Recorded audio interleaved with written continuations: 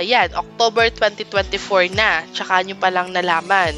So, ngayon pala kayo maghuhulog. So, hindi na po mako-consider ni SSS yung hulog nyo na ito for maternity benefit. Pero okay lang naman na may hulog, pero hindi na siya makakwalify sa inyong maternity. Kasi po, ang i-compute ng SSS ay yung inyong qualifying period, which is here. Yung October 2023 to September 2024. So, I will give you an example.